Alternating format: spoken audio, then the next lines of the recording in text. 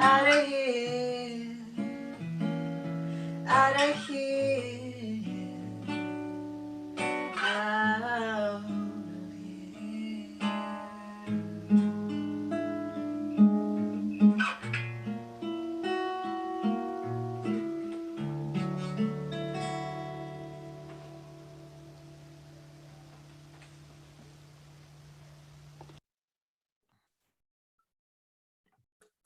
Beautiful and that beautiful and powerful performance was from Rey Fukuda Salinas, who was supposed to be on this panel, but unfortunately is not able to join us today on the panel, at least. So we're very fortunate that Rey shared this video of their performance, and it was videotaped by Rey's partner, Crystal Torres Covarrubias.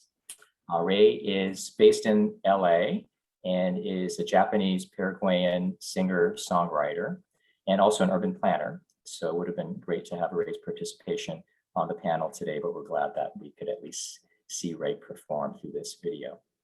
I'm Stan Yogi, and I am a co-chair of Okaeri, which is one of the co-sponsors for today's program, along with J-Sei.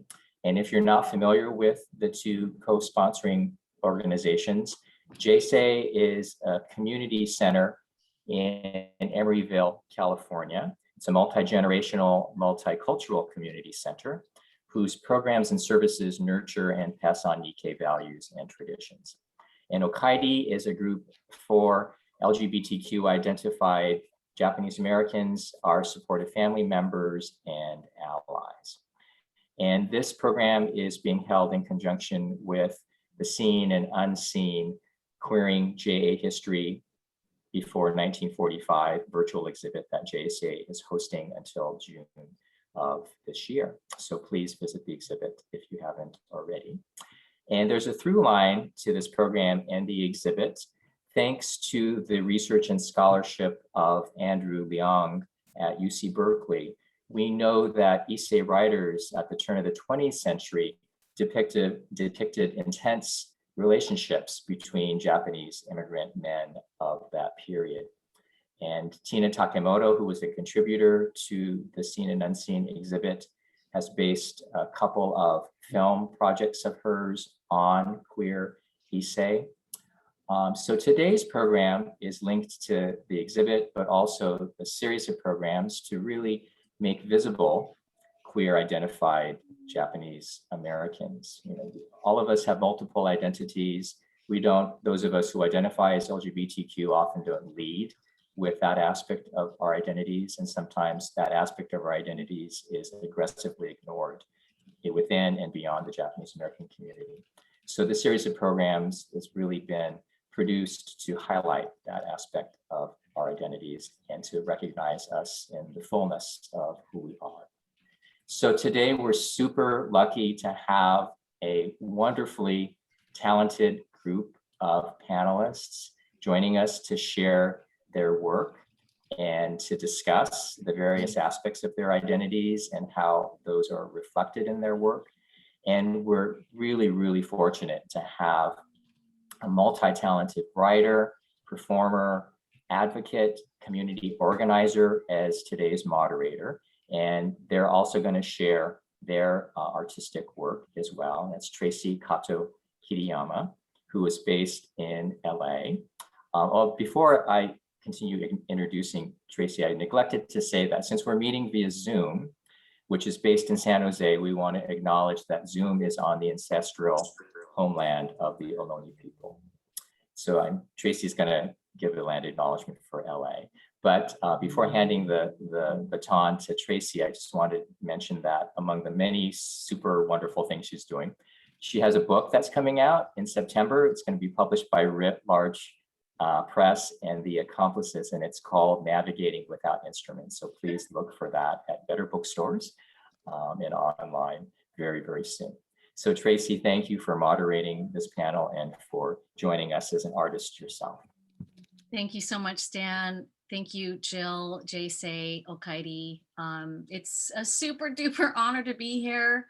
I Want to give again a shout out to Rey Fukuda for giving us permission to share his music. And he was also really sad to not be able to be here physically with us today. So I hope Ray is out there watching, and he will certainly see this. So thank you so much, Ray. My name is Traci Kato-Kiriyama. You can call me TKK, you can call me Trey. My pronouns are they and she. I am hailing from the South Bay of Los Angeles, situated atop Gabrielino Tongva land, and for which I honor that these land acknowledgements are not about history or the past, but ways in which we engage with the Tongva people now, and ways in which we are unlearning and relearning ways to relate to Tongva and Indigenous folks as caretakers of this land and their efforts that are very strong and real to gain caretakership back. I am a Sansei Yonsei queer Nikkei artist, a child, grandchild, and descendant of Japanese Americans who were placed in American concentration camps. Both of my parents, the Kato and the Kiriyama sides, were incarcerated in Manzanar and Tule Lake during World War II. I am part of a continuum of artists, organizers, artivists, storytellers, and writers, as much as I am part of a continuum of educators and facilitators dedicated to creative processes towards healing, collective self-care, and collaborative future making. I am surrounded by heroes present and past, known and unknown to me, who have blazed trails before and beyond me. This lineage is an inseparable and interwoven aspect of my queer identity. This is how I enter each room.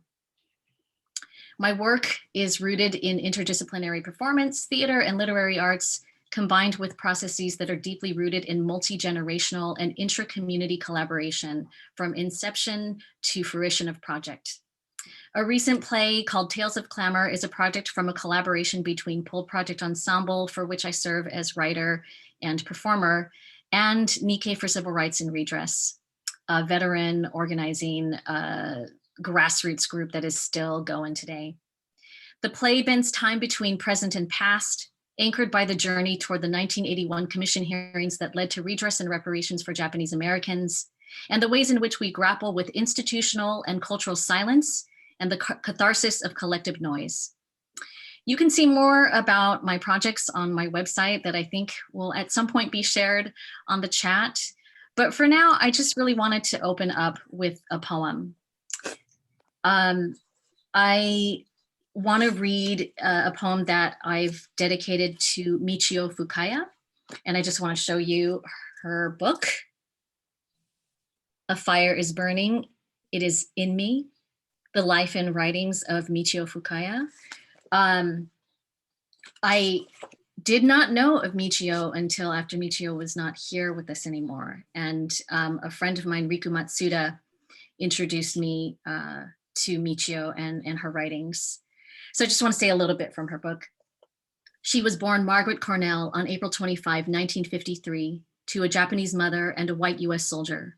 Her mother died when she was 4. In the late 70s, she moved to Burlington, Vermont, and changed her name first to Michio Cornell, and then to Michio Ann Fukaya. Fukaya was her mother's family name.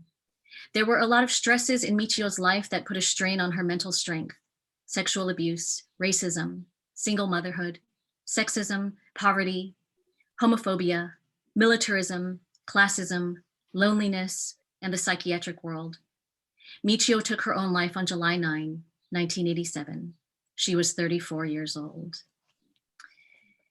And so I have a piece that I wanted to read. This is after Riku for introducing me to Michio. This is after Michio Fukaya's A Fire is Burning, It Is Me. It Is in Me. And this is also after Mikiso Hane's Reflections on the Way to the Gallows, Rebel Women in Pre-War Japan. To Fukaya Michio. A dream shook me awake too soon.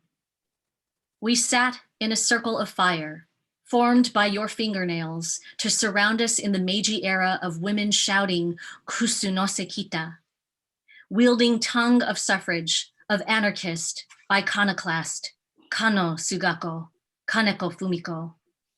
Weaving through the flames with us They, urging us toward revolution, faced you, coaxing them from the men who drove them away, me collecting my desire in the path of your ashes. I woke to your words at my bedside. There is no way out except for madness or death. And I see the cracks, mirror reflections of our mothers in the pinch of yesterday's light. We share the same wrong, dirty name. Ease with confrontation, hunger for the luscious food. I have searched endlessly dire histories of our ancestors to find what earns your spirit. I open every body looking for your tongue. I suspend myself in your life's tether, cut from the same cloth, your sanity's nomenclature, your rebel being, loving and cursing the verses that link us. We search all our lives for beauty. There is your ember. My mere pledge, take every chance to burn old self, ignite every fire inside, evoke you, the inferno, who will always be with me. So the reason why I wanted to share that, and for my own sanity, I'm gonna put my view to gallery so I can see more faces. Ah, that feels so much better. The spotlight is still like, whoa. But I thank you for the introduction. I thank you for the spotlight. You know, on my mind is how we are coming together from 4 different regions, just on the panel alone, from San Diego, from Los Angeles, from Fresno County, from Oahu, Hawaii, right? And our hosts, of course, being in the Northern California and Los Angeles counties. So today, I'm just super excited to be here with all of you and with our guests, learning more and learning anew work that I feel like I should have known my whole life. So I'm going to start by reading their bios, and I'm going to read them in reverse order so that we will end with the person who's going to begin with us in this cycle of introduction to work. And I must say, we are going to spend only about 10 minutes with each artist, and they are only going to be able to provide a very mere scratching of the surface of the depths and the breadth of their work. So we encourage you, of course, to keep searching more for their work and supporting them and learning more. So we are just really grateful that they are allowing us this time and obliging the time limits. So let's read their bios in full. Jill Guillermo Togawa, she, they pronouns. A Yonsei, is a choreographer, dancer, and teacher of the Alexander technique. In 1992, she founded Purple Moon Dance Project, the first dance company committed to increasing visibility for lesbians and women of color while incorporating Asian American Pacific Islander traditions in American dance, in a groundbreaking vision that explored the continuum of intimacy between women. In 2009, Purple Moon premiered its seminal work, When Dreams Are Interrupted, a site-specific multidisciplinary piece threading personal stories from the mass Japanese removal during World War II. Jill has offered their work and programs for women with no formal dance training across the US, China, and Canada, partnering with many artists and organizations serving LGBTQ+ and women of color communities, using the arts as a vehicle for social change, healing, and peace. Jill teaches in the Department of Theater and Dance at the University of Hawaii and lives with her wife, child, cat, and dog on the island of Oahu, where she is from. Before Jill, we will have Michael Matsuno. Michael is a flutist based in San Diego County, I believe at this moment. His versatility as a performer encompasses work in classical, experimental, and improvised music. He has collaborated with established musicians and composers on new music for the flute, often dealing specifically with issues of tuning, timbre, and physicality. He has been featured on festivals of contemporary music, including La Rara Noche, June in Buffalo, Harvard Group for New Music, and LA's Monday Evening Concerts. Michael is currently a doctoral candidate in contemporary music performance at UC San Diego. His research follows various paths towards understanding how music shapes contemporary life.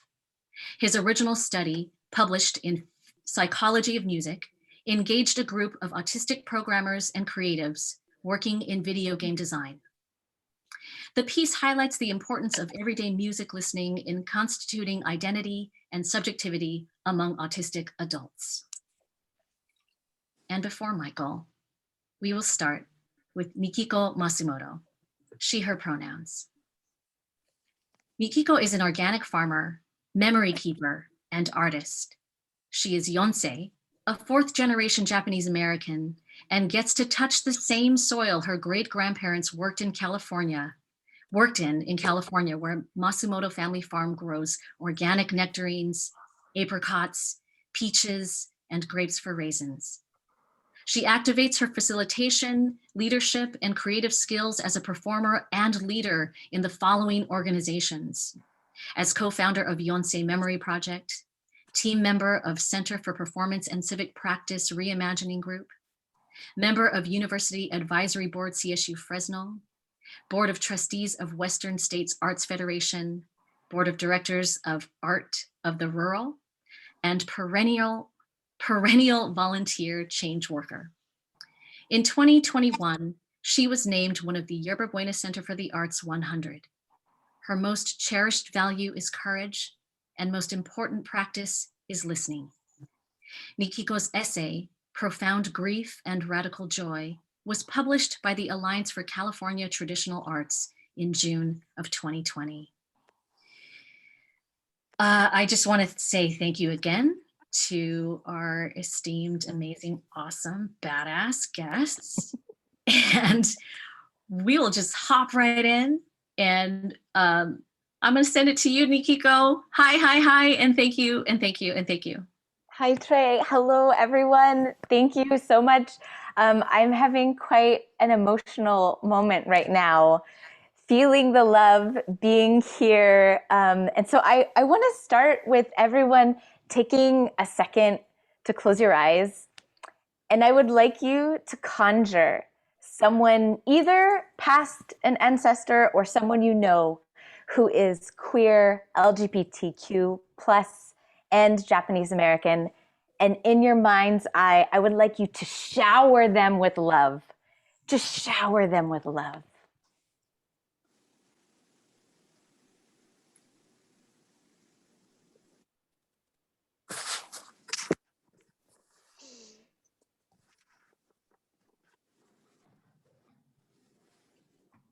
As you say thank you to that person for knowing them and come back to screen with us. Thank you for having that moment. I needed that moment to just sit, because for so long, I'm 35 years old, and I would say for about half of my life, I was afraid to embody that space of radical love. So to get to do that today with all of you is just, this is a dreamscape for me. This is a dream moment. So I want to thank you for creating it with us. And J-Sei, Okaeri, TKK, Stan, Jill, Michael, thank you for making this real. I'm going to share just like a little slice of offering of some of my wild, porous, grounded, ancestral work of longing in my many, many projects. And I cannot wait to get to discussion and listening more, most of all. So we can bring up my slideshow. I just have a few images and words to share. So of the identities that we are taking up today, artist, Japanese American, and queer, I would say I feel the most insecure about the title artist, which is like quite fascinating for me to even think of being in this space. So I wanted to use like a moment of my art training to start us off, because perhaps that's my easiest way of opening the space. So in graduate school, I got to study performance studies and performance as public practice, and we learned this technique called performance analysis, the way of getting into that really deep listening. So I'm going to do that to myself as a way of showering myself with love and helping to open up these multiple identities that we're here to explore. So this is a photo of me giving a talk at Stanford University about sustainable agriculture. So this is my official hat as a farmer. But I love this image because you can see the queerness exuding from me in the clothes that I decided to wear, and that vest that I am wearing was actually my Ji-chan's. It was my grandfather's vest. And so not only am I invoking and expressing my love of myself and my love of who I am, but I'm also invoking my ancestors. And this shovel was my Ji-chan shovel.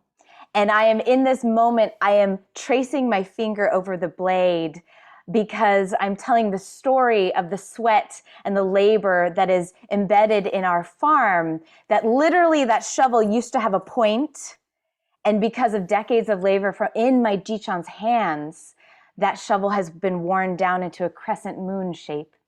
So I start with this idea of this image analysis of this one moment of me in the world. And again, this moment I was speaking as a capital F farmer.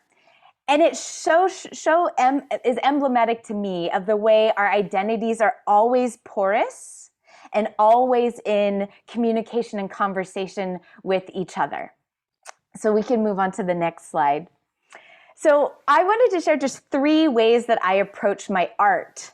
Art as growing food is that kickoff photo. For me, when I think about the work of being a farmer, I think about my accountability to growing embodied cultural memory. When we take a bite of a peach, I am growing that peach in order for someone, you, to have an embodied, nourishing, cultural, place-based experience. So for me, being a farmer is probably my first entry into art making. The second way I think about art is art as memory keeping. And this really speaks to the work that I've done through J-Sei Memory Project. I'll share a little bit of snippet with that next in the next slide. But before we go then, the last part I think of my art practice is practices for healing and justice. So we'll move to the next slide, and I want to share just an image from this memory keeping work.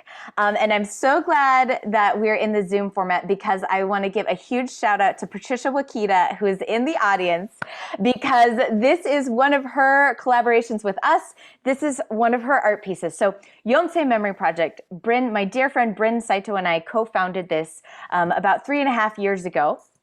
And our goal was to inhabit a space of asking, what does it mean to be J-Sei in our lineage of ancestral memory? What is our role? What is our responsibility? And what is our gift to offer in memory keeping in our communities? And so this is one manifestation of this. We wanted to add our energy to Day of Remembrance practices here in the Central Valley. So this photo is a bird's eye photo from a drone over a outdoor exhibition at the Fresno Fairgrounds. And in Fresno, the Fresno Fairgrounds, which is still our fairgrounds today, was one of the assembly centers, which our community, over 5,000 Japanese Americans of our families, were forced to live there before being moved to the 10 concentration camps. So we decided to enliven our practices of DOR. Instead of doing Day of Remembrance, in an auditorium, we wanted to take it to a site of memory. So Patricia Wakita worked with us and designed this beautiful living mandala. So there's a fountain there, which is fixed. And then in the fountain, there are flowers. Patricia designed this incredible kind of collection of artifacts, living artifacts from the valley. There is citrus, there are camellia flowers, there are mirrors, there are stones. And obviously the people too are part of the artwork. So you can move to the next slide. So while Patricia designed this incredible art making, we wanted to open up the process itself to the people, the public who came to our DOR event. So we invited people to grab a stone, we provided stones, and write the name of someone whose memory they wanted to honor, someone who was incarcerated during World War II. And so people wrote family names, friends' names, and at that memory site, there is a wall of engraved names. And so for the folks who didn't know someone by name, we invited them to go ahead and pick a name. One person wrote, to all the women who gave birth in camp. So sorry for the sound. I'm not sure what's happening, but hopefully we can resolve.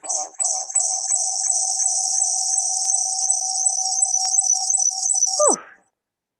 Maybe if you're not muted, it would be awesome if you could mute. Are we okay now?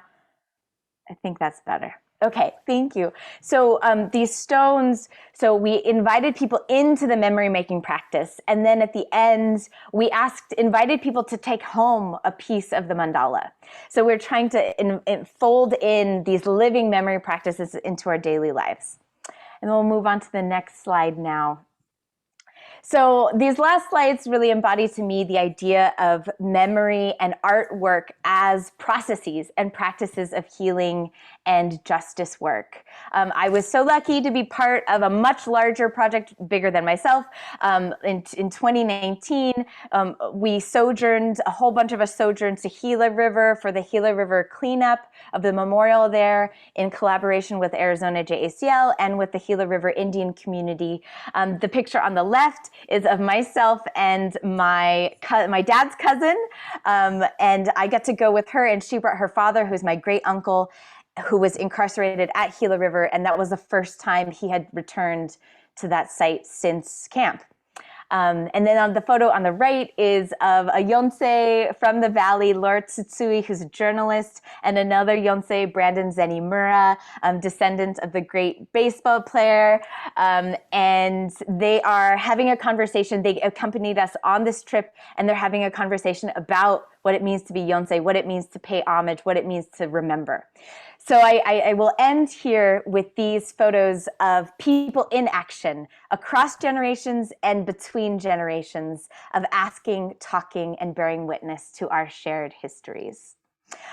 So I can't wait to later dive into the unseen and the seen of queerness, because as you can see, capital Q queerness is not necessarily like the major point of departure for my creative work, but is absolutely essential to all of those things. So thank you. I will pass it on next to TKK first, and then Michael.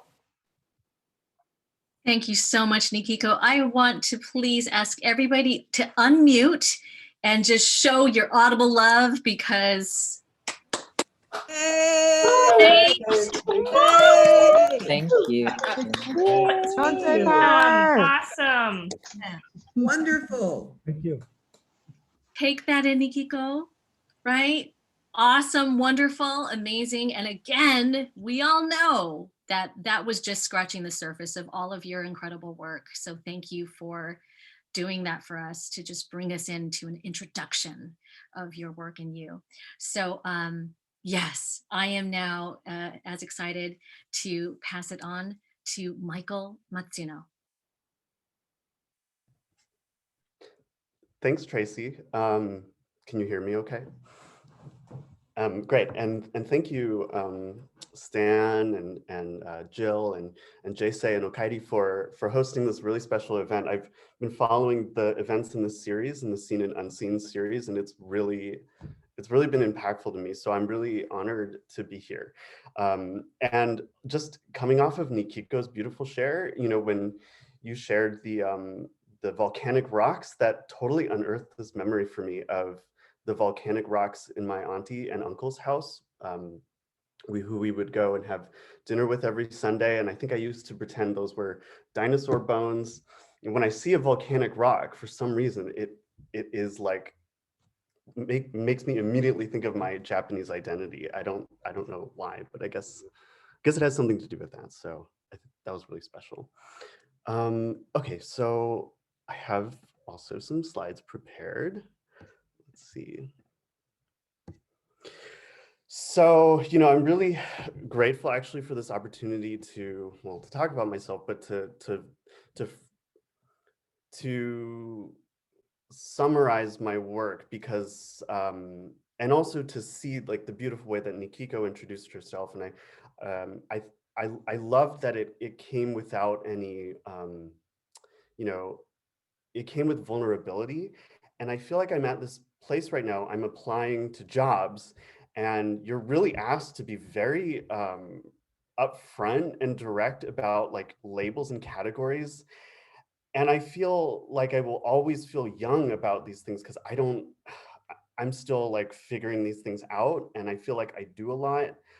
And again, what I liked about Nikiko's introduction is it was like, this is what I do, unapologetic, not having to worry about like fitting into something. And so I'd like to just talk a little bit about what I do, and maybe some of the categories will sort of come from that. So I'm a flutist. I'm 31 years old. I'm Japanese American, first generation. My father is Japanese American, and his family was, he was born in an internment camp. So I have that history. And okay, so recently I have survived 8 years of graduate school, 8 whole years. So it feels like a huge chapter of my life is just closing. And as Tracy mentioned, I do sort of identify as being based in San Diego, but I'm actually Zooming from Los Angeles, where I now live. But I'll accept San Diego as the place I'm representing. And so I just found all these photos to represent my work. And this one is like probably the most special photo I've ever been in my career, because it shows all of the people that I think I look up to the most. This is the flute studio of my professor, John Fonville at UC San Diego. And he's a flutist, but a very different kind, a very different caliber, doesn't ascribe to traditional standards of beauty in flute playing. And each of the flute players I'm standing with have just a completely different approach. They make their own music, they interpret music. So it's just really inspiring to be part of that family. John Fonville's the man in the center. This was at his retirement concert. So I play mostly classical music, but I've also played experimental music.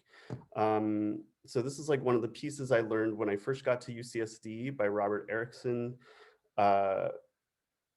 which was a piece that my teacher performed a lot. So I wanted to follow in his footsteps and play it. But I've since turned to also a lot of experimental forms of music making that don't involve conventional score reading. This is with one of my dear friends, Madison Greenstone, a performance group we called Two Flutes Kissing, where we would do everything but play the flute, but just sort of explore this identity of being a flutist. And sometimes it involved kissing. And I think that this like desire to do to like really explore what it means to be a person on stage, to have a body and to use language, I think came from one of the most special memories I had from grad school early on, which was a performance art group we called the Family Room. And you can see I'm being taped to the floor, and that is my partner who I live with now, Todd Mullenberg, lovingly embracing me, and one of our best friends, Angie Jennings, a very talented performance artist. So I feel like I got to learn a lot from engaging with them, the way they think about using words and text and performance and objects and exploring the relationship between all of those things. And sometimes it made a lot of sense what we were doing, and sometimes we were just sort of stumbling through it, making things up as we went. These are photos from some of my more like traditional flute playing. Two very special types of communities. The first one was with the new music series in Los Angeles called Jacaranda. And I think this was probably the highest quality playing I've ever gotten to, like the players, best in the business. It was, I felt very out of place. So it really got me to push my playing up. And then in the bottom is the community orchestra I played with for a very long time called the La Jolla Symphony. Which just is a great time. We play all sorts of music. So, yeah. So I thought I would play a short example of my playing. And this is a recording that I found very recently on an application looking for samples of my playing. And I was really struck by how good it sounds. I was having a really bad day, so I've avoided looking at it for 5 years, up until a few weeks ago, and I thought, oh, this is really great.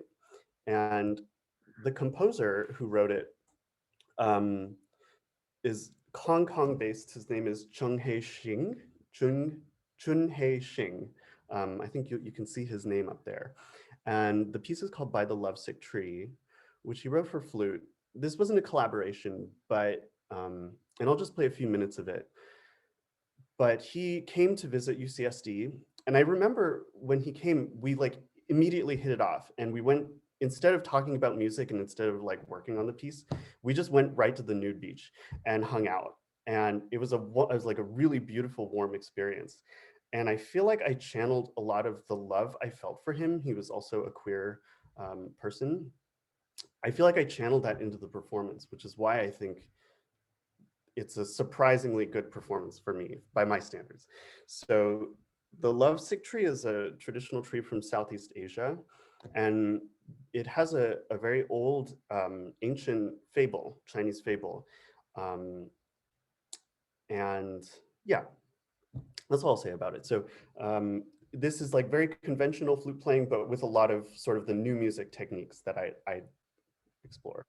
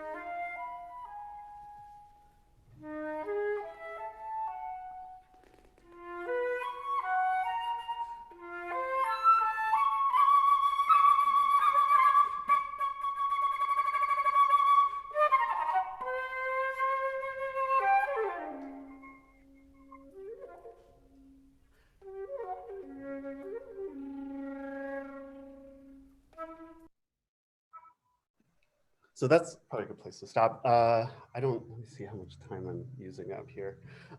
Okay, so I'll just sort of wrap things up here. Another thing that I do is research, and I sort of fell into this while at UCSD, while working on performance. I'm also the sibling of an autistic sister whom I love dearly, and we talk about music all the time. And talking about that just sort of led to a lot of questions that seemed researchable and interesting. So I I led and co-authored a study on the use of everyday music in the lives of autistic adults. And so my advisor, Leanne Tchaikovsky, who runs the research on autism and development lab at San Diego, she allowed me this wonderful opportunity to talk to video game designers and programmers who work at the lab, who are interning. And so the main finding of the study is that autistic adults are just like us in that music is a huge factor into our choice making in everyday life. And that choice making helps us build a sense of identity, helps us feel whole, and lends our sense of subjectivity. So that's sort of an ongoing thing, and I'm hoping to keep working with this field of research. And then finally, I'd just like to share that I'm an educator. I'm currently teaching at Chapman University, music psychology. I've been teaching at UC San Diego for 8 years. And then the closing thought I was thinking about was I'm sort of new to organizational work. I've been working with Okaeri for the last, year, though it's really gone by really quickly. And, looking at the other panelists, I was really asking myself, how do I contribute to community? How is my work situated in community? And I don't know that I have an answer, except what was really special is coming up with these photographs and seeing the community has always been there. It's just always been different depending on the context and the people that I work with. So I'm looking forward to exploring more of those intersectional topics with the rest of the panel. And I'll end there and throw it back to Traci. Okay, Michael, can we please, yes, unmute, show love. Yay. Great. Hey, wonderful. Awesome. Beautiful music. Beautiful, gorgeous. I wish it kept going. I wasn't ready for you to mute on that. I was like, no. I hope that I hope that YouTube link is public, or that you will consider making it public so that people can enjoy your performance. And thank you so much for even just claiming that, and just, acknowledging that you love that performance. That's so awesome. So without further ado, I am so excited to bring on our last but not least by any means panelist and artist. And I see all the hearts up already. So let's give it up for Jill Guillermo Togawa. Aloha, everyone. I can see Arisika, and that makes me feel better. I'm calling in from Mauna Loa on the island of Oahu in the indigenous space of Hawaii. And I would first like to mahalo and express appreciation to Jill Shiraki for her expansive vision and leadership, to stand for just your clear way of bringing us, connecting all of us, and to TKK for your really insightful way of bringing us into conversation today, and Nikiko and Michael for your creative spirits. Thank you. Since I like to tell stories in my work, I thought I would share the story today of how I founded Purple Moon, the organization that I've led since 1992. In 1991, 30 years ago, I had never seen two women holding each other in a dance. And I didn't know of any other arts organizations, dance companies that were LGBTQ led, certainly none that were led by queer artists of color, and definitely none that were Asian or Japanese American. And I realize now that this was kind of lonely. I had been working with Asian American dance performances for about 6 to 7 years at that point, and I was getting ready to move home for the first time in many years. So I was questioning whether I wanted to continue, whether it was a good time to give up performing, just what I wanted to do. And I knew that I wanted to work towards social change and justice and peace. And I knew that I was primarily trained as a dancer. So I was feeling a little discouraged and not knowing if I could bring them together. The year before, I had worked with a group of lesbian and gay choreographers for the first time, and we were brought together through the vision of Jeff Pike, a choreographer in Boston. He organized this tour across the country that ended at the Gay Games in Vancouver, Canada.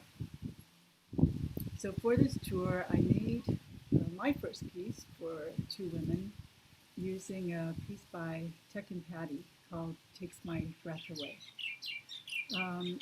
There are lyrics in the piece that say, I want to stand on a mountaintop and tell the world that you take my breath away. It was a really emotional experience for me working on this piece, and something that I still feel today, even more than I would realize speaking about it, because it was the first time that I expressed what it was like for me and others that I knew to come out in the world. I learned through our audience's responses and those of the dancers that I worked with and my own, that being seen and feeling comfortable and unafraid in our bodies is integral to feeling whole.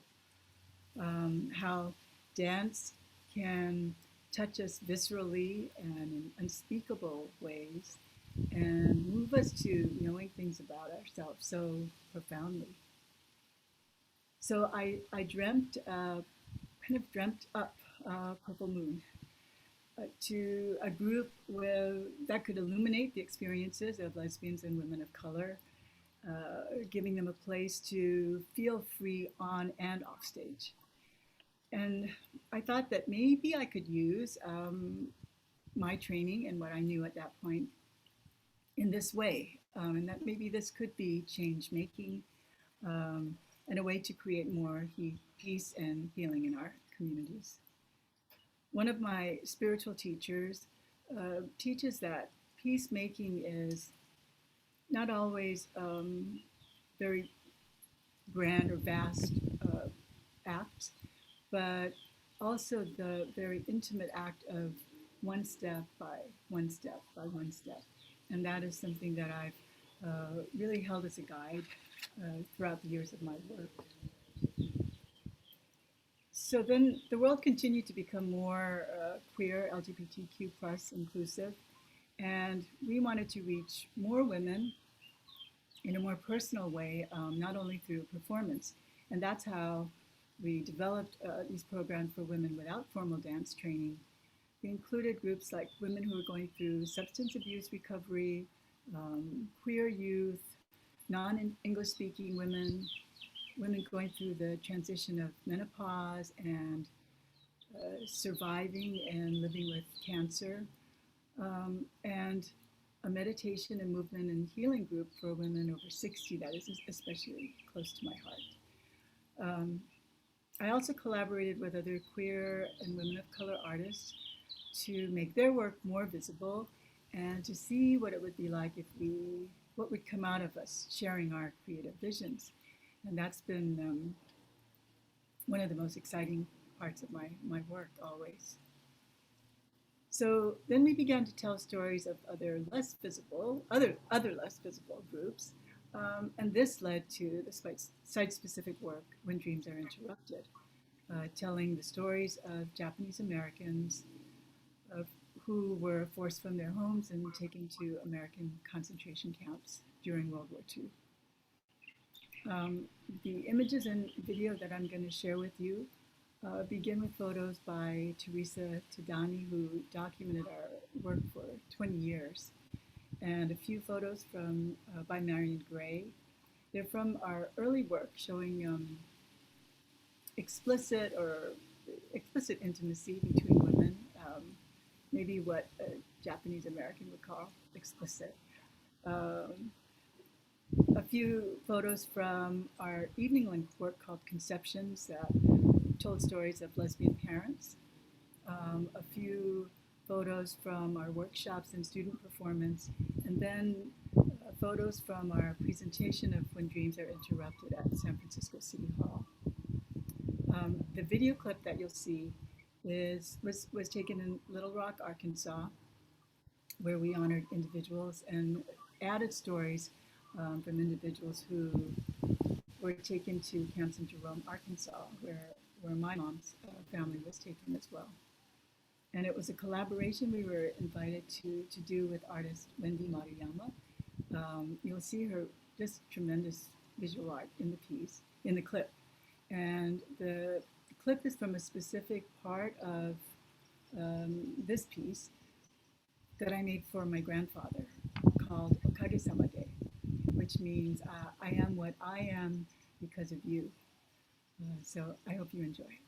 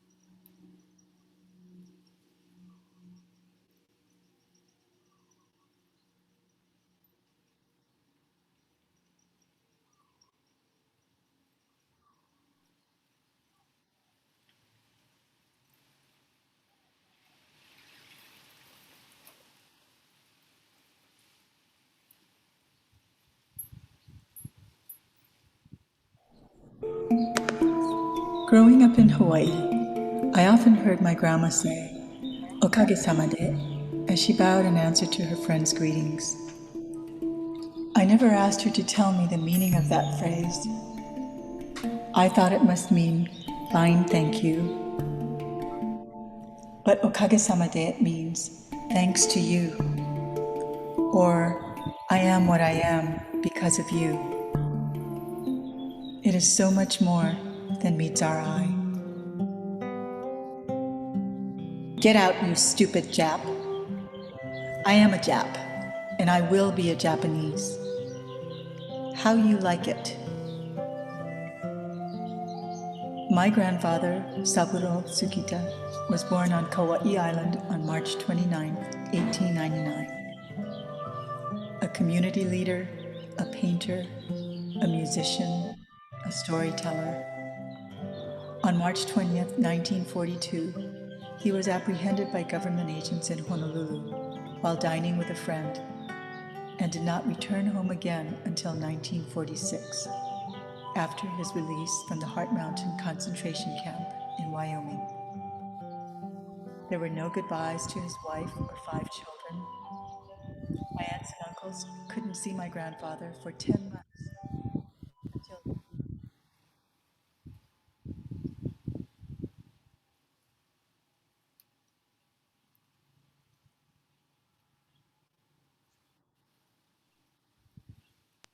Again, let's please unmute, show incredible love. Beautiful. Jill. Wonderful, Jill. Oh, beautiful. Very Again, moving. we wish you wouldn't have stopped the video. We want to see the whole thing.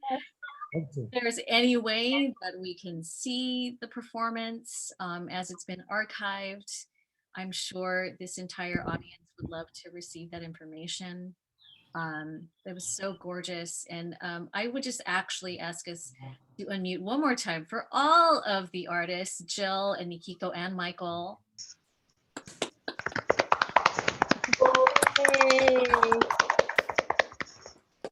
And we are going to bring it back full circle. We're going to come to a closing slide from Nikiko's section so that we can facilitate a little bit of interactivity. So I turn it now to Nikiko and that last slide that we now get to see. Thank you, TKK. I am feeling like swimming in inspiration, just like swimming in beauty and courage. So I want to invite everyone to swim with me and breathe some movement into your own body after watching those beautiful performances from Michael and Jill. We are going to take just a couple minutes to do a arts-based activity right now. Don't worry, you are as prepared as you need to be. You can do this. So the idea behind this is that we are all museums. We are all already memory keepers. So I have my timer here. I'm going to give everybody 2 minutes to wherever you are, find one or all of these things. You can just find one, or you could be an overachiever and find all three. It's whatever suits you. So the objects that I would like you to find in your space are: 1, something that reminds you of an ancestor; 2, something reminds you of when or where you feel like you belong; or 3, something that represents courage. And before you go, it would be amazing if you, when you either come back or right now, want to put yourself on the gallery view so we can see you bring your beautiful objects. So we're going to create a museum of meaning, an altar of beauty and community right now. So I'm going to start the timer for 2 minutes and go find some objects. There you go. We'll come back in 2 minutes.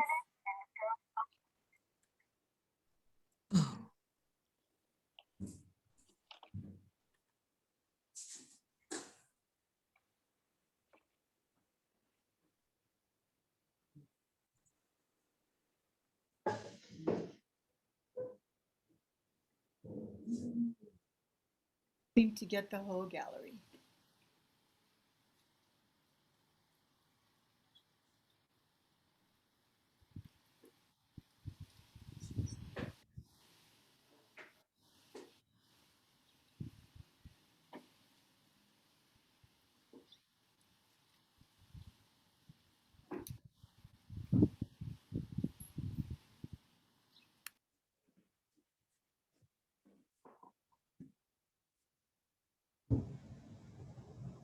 You have 1 minute left.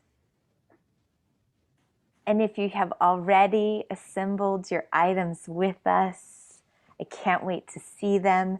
And if you would like to write in the chat the objects that you've assembled, you can do that too. We're just going to give about 30 more seconds.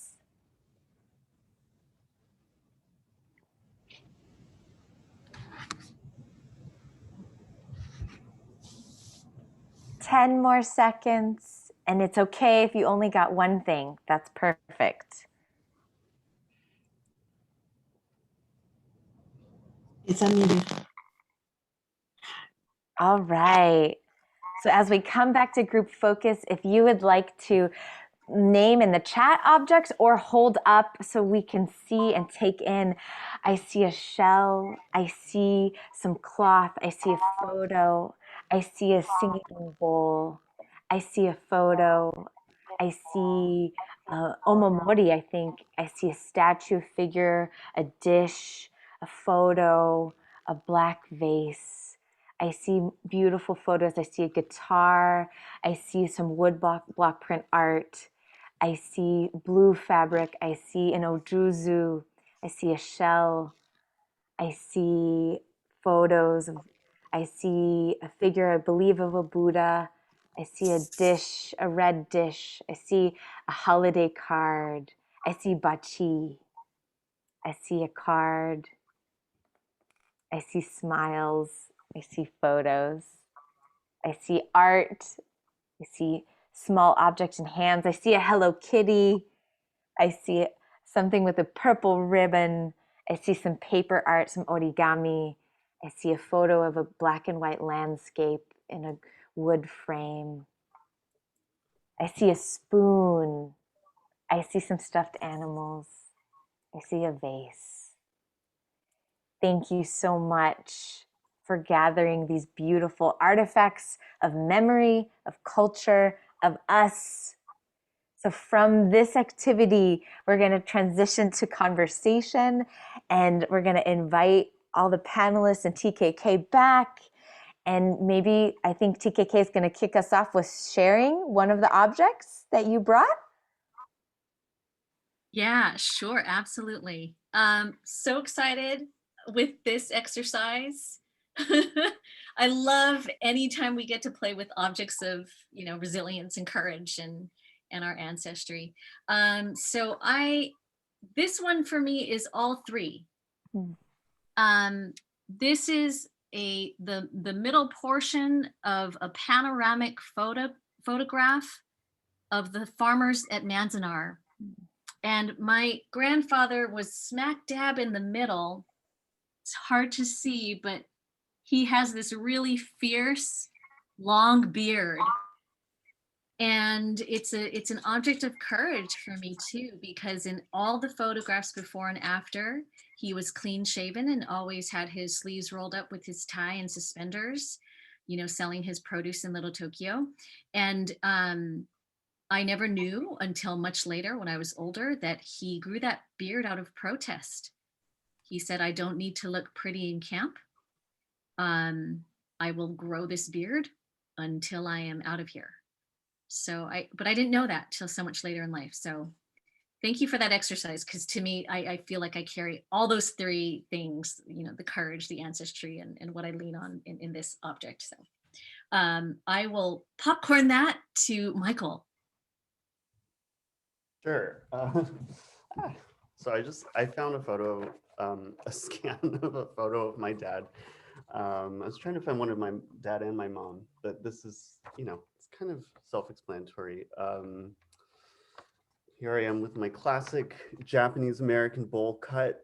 Thanks, Mom, for putting me through that. But, my dad is just the best role model I've ever had. Also, like an aspect of the photo is the wood panels, which I really miss. They took them down, but I believe my dad built those. There was just a lot of stuff that he made by hand, and I feel like the need to be using my hands and to be making something is something that I saw my dad.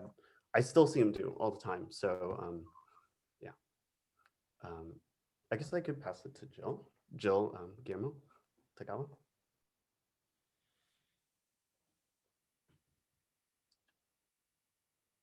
Jill, you're on mute.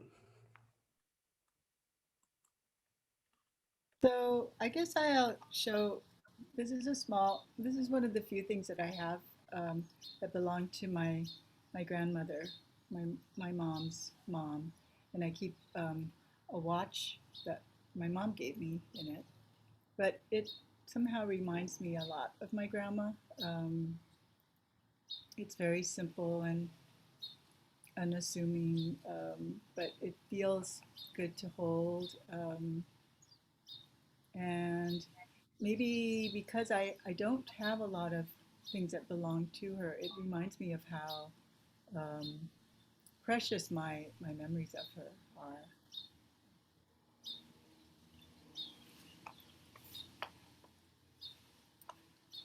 Nikiko? Thank you for sharing. I'm going to share something a little whimsical. I chose an object of something that reminds me of where I belong. I made these vulva pants inspired by Janelle Monáe, and they debuted at my wedding on the dance floor. So I'll just stop there. Love it. You should make and sell those. I would super buy that and be in your band. Thank you so much. So time is flying, and I want to at least get to our 2 questions and 1 question from the audience if we can. I actually, I'll return to this object as we segue into our next section. Sort of the reason why I shared the poem in the beginning, dedicated to Michio Fukaya, and then also I think why I shared this object. I think if people look at a lot of my work, they'll like associate me with ancestral, memory and, stuff about the concentration camps and sort of its ties to family separation now and, solidarity work and things like that. And you mentioned, Nikiko, at the beginning that you feel sort of most uncomfortable with the title label of capital A artist. And for me, sometimes I feel a little bit like, discomfort or like I'm taking a weird space with the label of queer artist, because a lot of my work doesn't directly, so to speak, show up in that way. So with that sort of lens, I wanted to put this, sort of question out to the 3 of you. I'd love for you to talk a little bit about what you think, in your perspective, is seen and understood as what shows up in your artistic work, and what is less obvious but ever present, as intersectional beings as we all are. Would love to have you sort of openly grapple with that if you're grappling with that. No order for starting.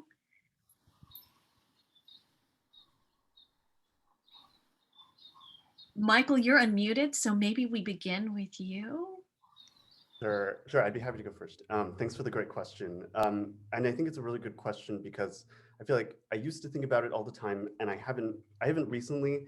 And I do think that it's a good question for anyone to ask themselves, even if you aren't an artist, no matter what you do, like how does intersectionality impact what you do?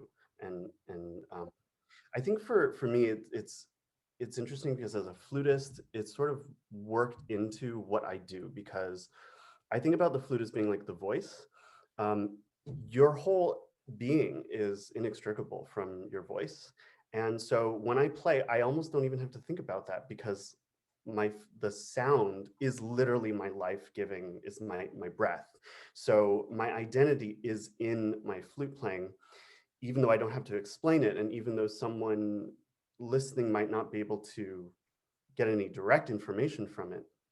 The thing that I've been thinking about with this question since you introduced it to us was this idea of programming and how when with conventional music, when you're interpreting a piece of music, there's kind of like a intersectionality happening where you're interpreting someone's work. And so my intersectionality is in dialogue with like this Taiwanese composer, his identity. And again, these things are really kind of unspoken to the listener. Like, I don't know that the listener would be able to unpack all of that and its intricacies. But I think that that's where, like in classical music, that's something people are grappling with, because I think you really miss out when you have music by dead white men, mostly. You're not placing your intersectionality in dialogue with someone else's. And that's a really rich thing that I think I get to do. Like, I'm working on music by these Mexican composers right now, and it's just so special. It's not something that's like, it's not representational, but it's there in what they're making. So those are just like my random thoughts about intersectionality and what I do. Curious what other people on the panel say. Thank you so much. Yeah, it's so complex and that's so interesting, right? And that you talked before also about kind of like your experimental forms, right? I just even think there is a queerness in that, right? That's very ever present. And then it just keeps moving and morphing. And, like Nikiko was saying, how its identity is porous, right? And so it is ever evolving and ever changing, even if to the naked eye, we seem the same from year to year, right? Jill, can we pass it to you for your insights, your thoughts? I've been thinking about how think what's seen and not seen has a lot to do with the viewer.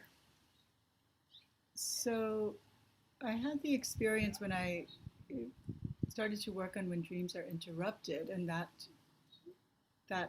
grew into, I mean, it's still, I hope, alive. That in the way that I was relating to people and the people I was coming into contact with more often, that they saw probably my connections to my Japanese American roots and the importance of that to me and how I see myself. And when I was doing work and working more with other queer artists and in venues like queer women's conferences or music festivals, then I often felt that that connection was not so visible. So I would say that my guess about what is less seen in my work is how all of those threads are really very much interwoven.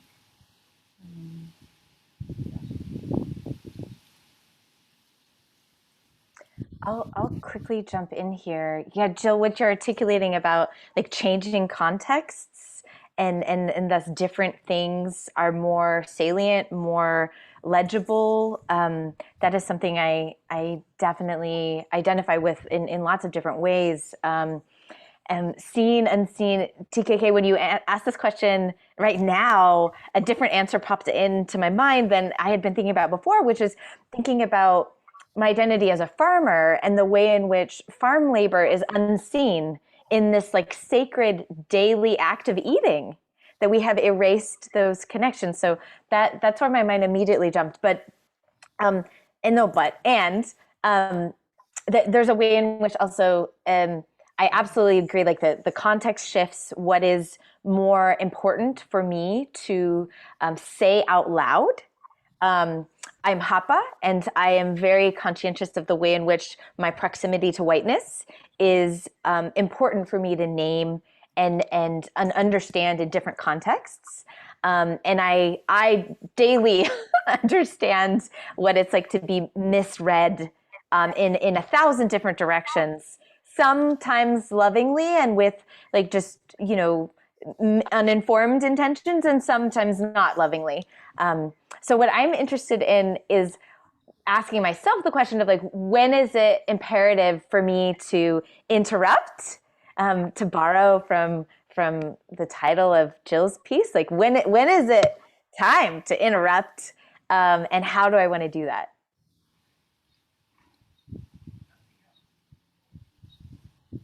I think that's a great question to pose right now, actually.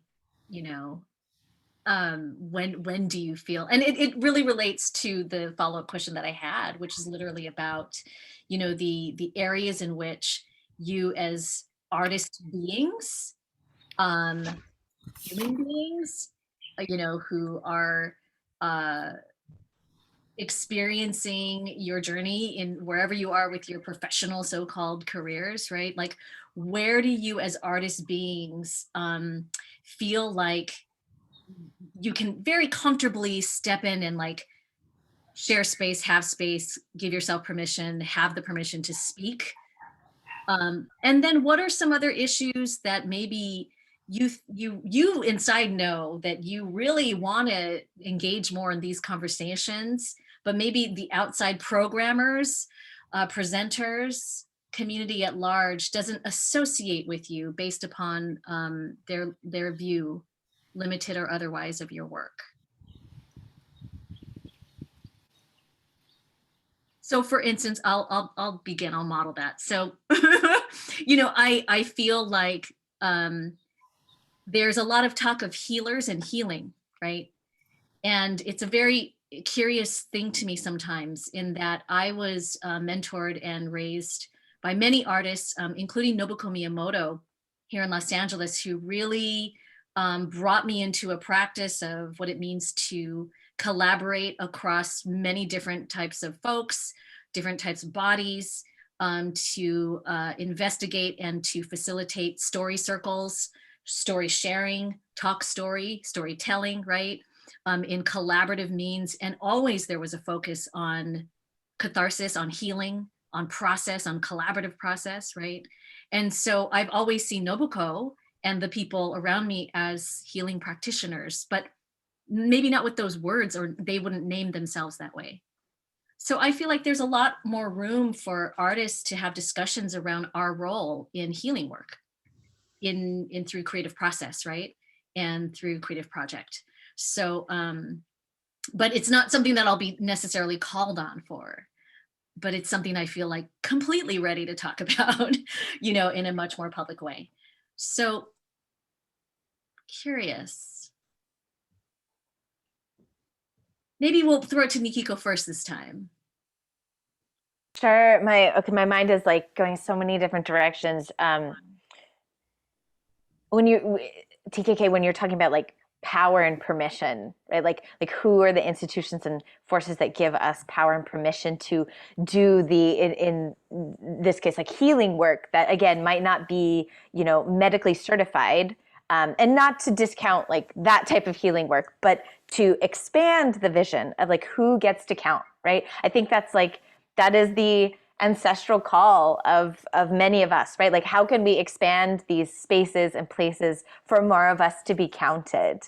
And I immediately think about the past year and thinking about the continued work of anti-racism, finding a new kind of moment in the post George Floyd murder of new people, new institutions finally asking themselves questions.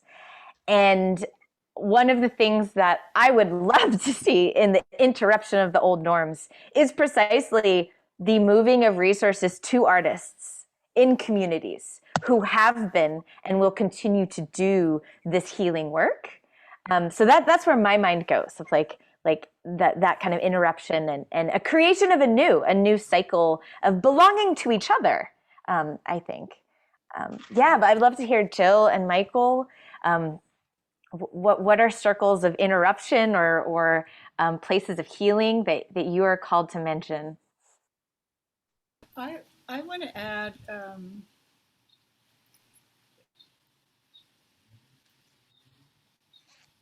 how do I say it?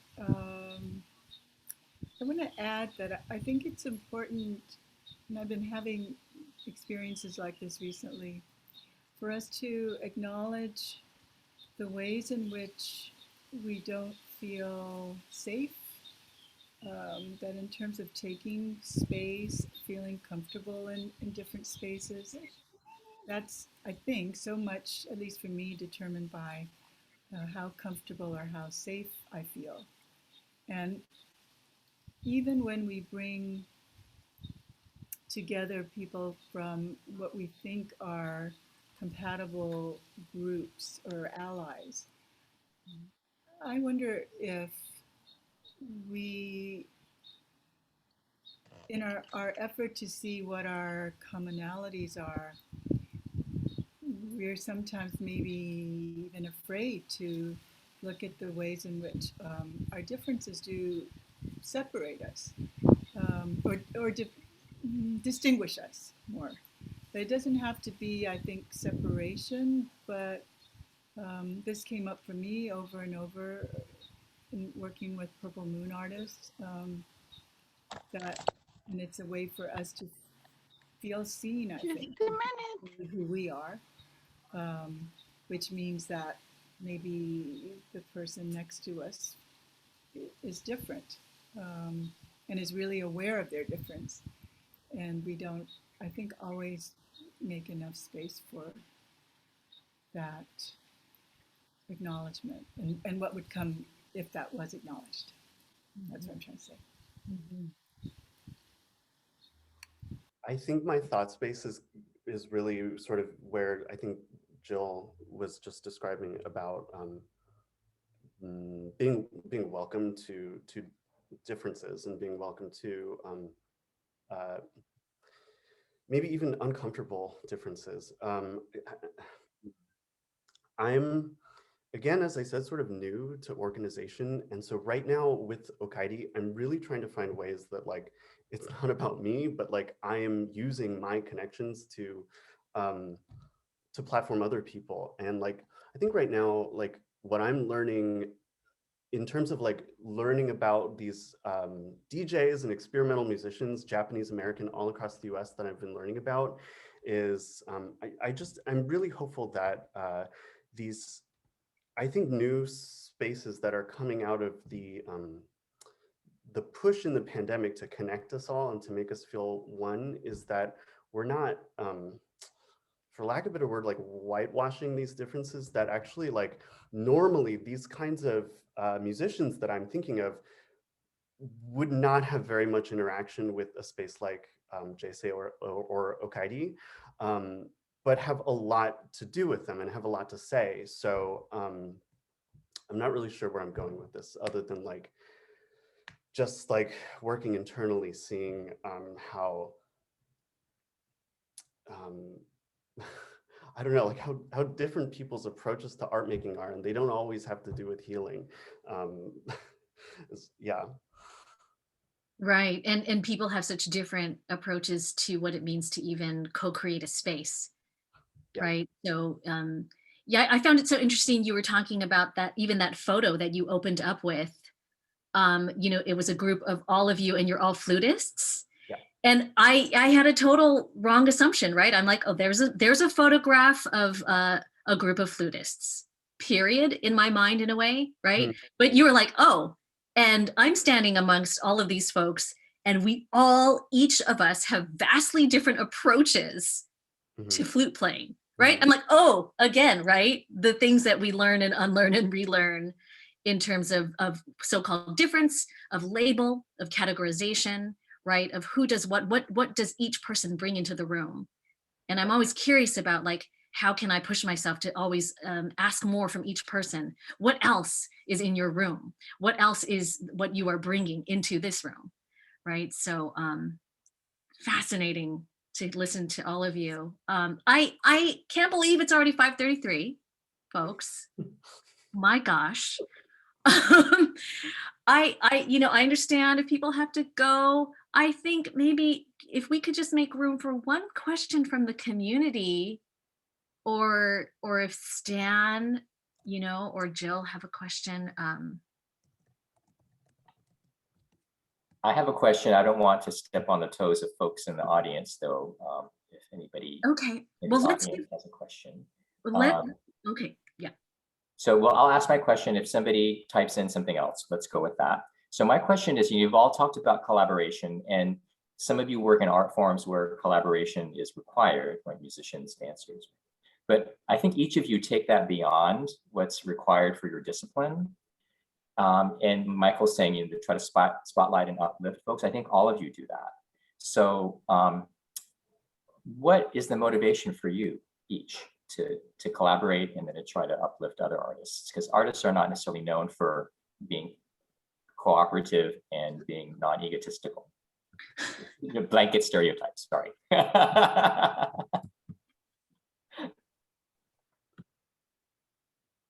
I mean, I'll just quickly say, with that kind of question, I automatically think of continuum. That I am absolutely here because of what's before and beyond me, whether I know it to the eye or not, and so I just have so much like genuine gratitude for the learning that I get to do. Like, it's such a privilege, right? Being able to work and collaborate with community in the creation of our art, to share in the space of investigation, excavation, and story, right? It's like, that's a huge privilege. And so I feel a great responsibility that I am grateful for. I'm grateful for that responsibility. I mean, I could talk for days on that, but I'll pause right there because I want to hear everybody else.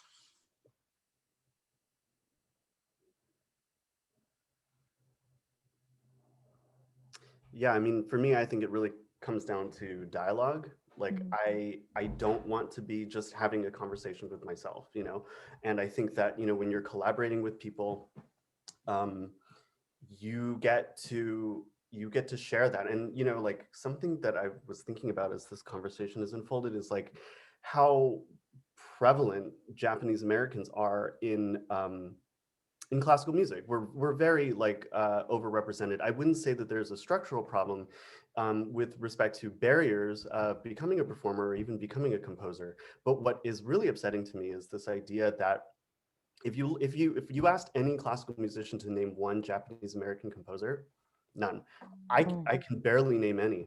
And so this, I think that sort of unseen identity of my own, where I feel like I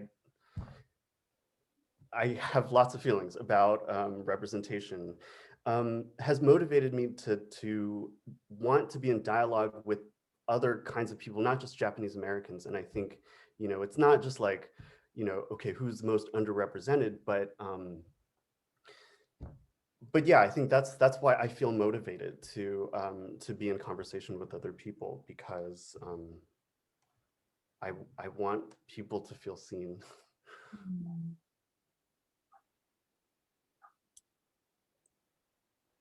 This is a really, oh, go ahead, Jill, you go. Thank you. I'll just be really fast. This is a really fascinating question.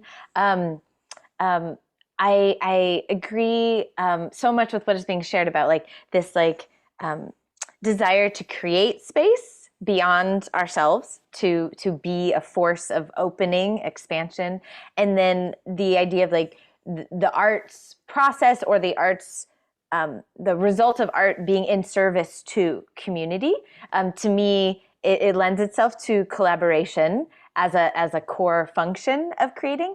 And then at the same time, I just recently have kind of started asking myself like the inverse questions of, is there a way in which I am not giving myself enough permission to author something? Of course, understanding like, yes, we are all, I love the idea of the continuum, TKK, that yes, yes, yes. And like, when do we grant ourselves permission to like go on a limb? You know, I don't like the word solo because it undermines the idea that we're all in relationship. But you know, the idea that sometimes it's a question, right? And when do we choose which strategy of creation? And so I wanted to share that I've just recently been asking the inverse question also.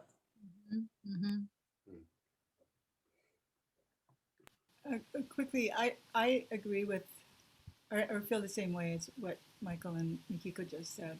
And another short answer for me is that usually I've been inspired by the work of the artists that I collaborate with first.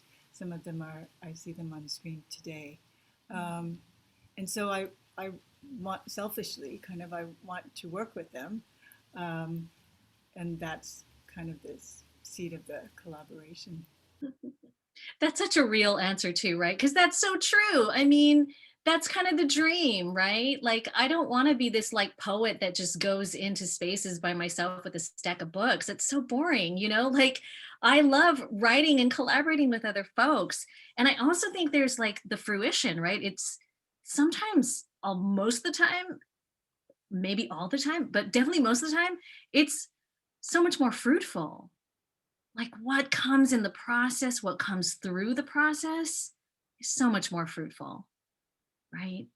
So even as writers, if we idealize writers like isolated in their own little dark room next to a little window and their typewriter, you know, we're still in collaboration with all the thought and the fabric of the stories before us. You know, it's, what is original thought, right? But I appreciate that thought of permission to self, because that's very cogent, right? Yeah. Why do we take so much time on certain projects if it's just us versus other things where there's a lot of people involved? I am so jazzed up, could keep going with this conversation. I know that we want to honor people's time, of course, our hosts especially. So can we just, for the last time, unmute and give major thanks to these amazing artists to J-Sei, to Okaeri, to Jill Shidaki, to Stan Yogi, just all the folks behind all of this. Thank you for today. Thank you. Yeah. Wonderful. Thank you.